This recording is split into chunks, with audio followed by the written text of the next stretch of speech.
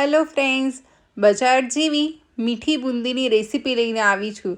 ના તો આપણી બુંદી શેપ વગરની થશે, ના તો આપણી બુંદી ચવડ થશે કે જેમાં આપણી ચાસણી ફીલ ના થાય।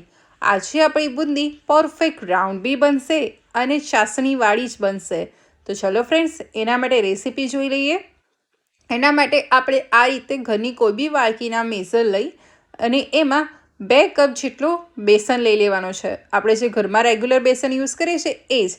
હવે બુંદીને સરસ ફૂલેલી બનાવવા માટે 5 ચમચી જેટલો બેકિંગ સોડા લેવાનો છે। બેકિંગ સોડા ના હોય તો તમે ખાવાનો સોડા બી લઈ શકો છો।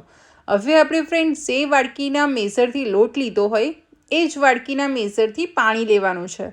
થોડું થોડું પાણી એડ કરતા જઈશું અને આ રીતે એને પ્રોપર મિક્સ કરતા જઈશું। આપણે એને એકસાથે પાણી એડ નહીં કરી દઈએ। જો બેટર બહુ પતલું થઈ જશે તો આપણી જે બુંદી છે એ પરફેક્ટ રાઉન્ડ નહીં બને। જો બેટર જાડું થઈ જશે તો આપણી બુંદી જારામાંથી પડશે જ નહીં। તો હું જે રીતે બતાવું એ રીતે જો તમે બેટર બનાવી લેશો તો પરફેક્ટ આપણું બુંદીનું બેટર રેડી થઈ જશે। આ રીતે ફ્રેન્ડ્સ તમે જોઈ શકો છો કે ચમચામાંથી લઈ અને પડે એવું બેટર બનાવવાનું છે। આ બેટર બનાવવામાં મને 1.5 કપ પાણીનો યુઝ થયો છે। હવે બેટરને આપણે 3 થી 4 મિનિટ સરસ ફીણવાનું છે।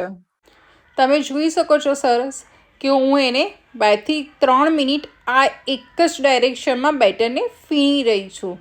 આ પ્રોસેસ કરવાથી આપણું બેટર થોડું હલકું થઈ જશે।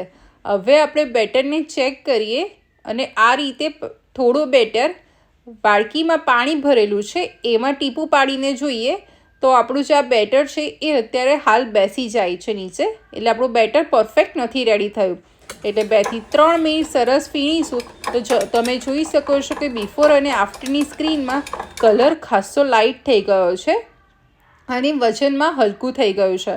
હવે આપણે આ બેટરને ફરી પાણી ભરેલી વાડકીમાં ટીપું પાડીને જોઈએ તો આપણું બેટર સરસ એવું પાણીમાં તળી રહ્યું છે। તમે જોઈ શકો છો કે ઇઝીલી એ મૂવેબલ છે। તો આપણું આ બેટર પરફેક્ટ રેડી થઈ ગયું છે। એમાંથી મેં 2 પાર્ટમાં બેટર લીધું છે। એકમાં ઓરેન્જ ફૂડ કલર એડ કરેલો છે અને આ રીતે પ્રોપર મિક્સ કરી લીધું છે। બીજી વાડકીમાં ગ્રીન ફૂડ કલર લીધો છે અને એને બી આ રીતે મિક્સ કરી લીધું છે। બજારમાં આપણને બુંદી લઈએ ત્યારે 3 કલરની બુંદી મળતી હોય છે, એટલે આ રીતે આપણે 2 કલરના અલગ અલગના બેટર રેડી કરી લીધા છે।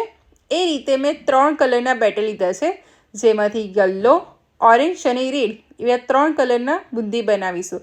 હવે બુંદી બનાવવા માટે આ રીતનો જો તમારી પાસે બુંદી જારો હોય તો તમે આમાં બુંદી બનાવી શકો છો, પણ જો જારો ના હોય તો તમારી પાસે આ રીતે પૂરી તળવા માટેનો જે જારો હોય એમાં બી તમે બનાવી શકો છો, પણ આ રીતે એમાં છૂટા છૂટા કાણા હોવા જોઈએ। જો ભેગા કાણા હશે અને તમે બુંદી બનાવશો તો એ બુંદી પરફેક્ટ નહીં બને।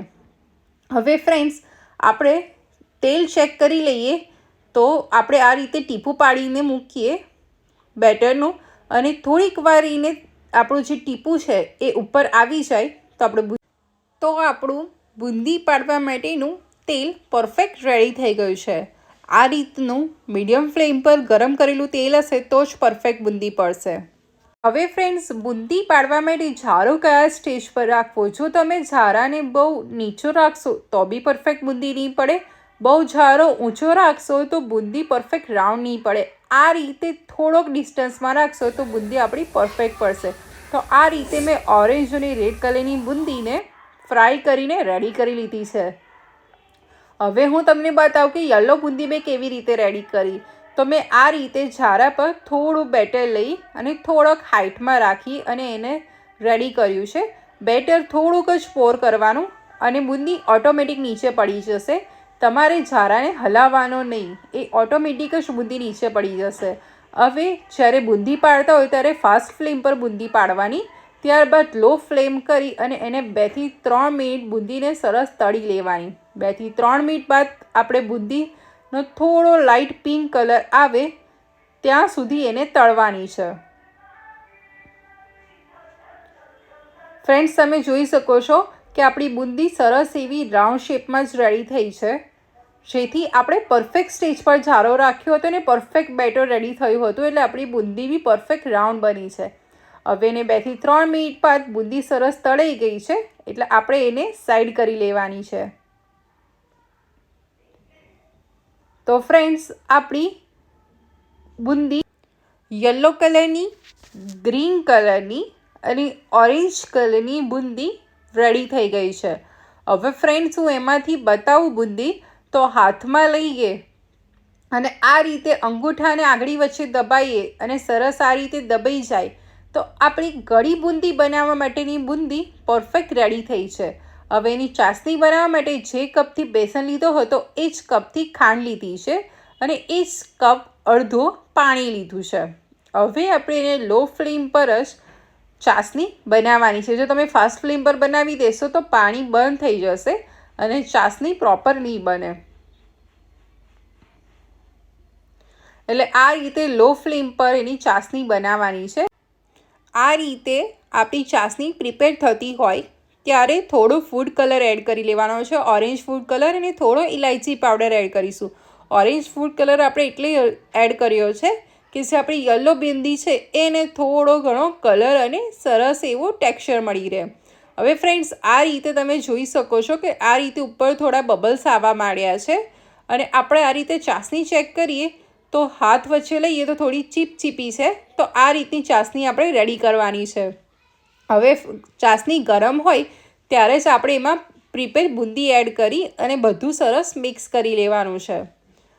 આ રીતે બુંદી સરસ ચાસણી સાથે મિક્સ થઈ જવી જોઈએ અને આ રીતે ચાસણી સાથે બુંદી સરસ એવી મિક્સ થઈ જાય. તમે જોઈ શકો છો કે પરફેક્ટ 3 કલરની બુંદી રેડી થઈ છે. હવે આપણે ઢાંકીને એને 3 કલાક રેસ્ટ આપવાનો છે. 3 કલાક બાદ ફ્રેન્ડ્સ, તમે જોઈ શકો છો કે આપણી બુંદી સરસ એવી છૂટી બી થઈ છે અને આપણે ચાસણી પીને એકદમ જ્યુસી બી રેડી થઈ ગઈ છે. તો ફ્રેન્ડ્સ, પરફેક્ટ રાઉન્ડ અને જ્યુસી બજાર જેવી બુંદી ઘરે રેડી થઈ ગઈ છે. તો તમે બી બનાવો અને કેવી બની મને કોમેન્ટમાં જણાવજો.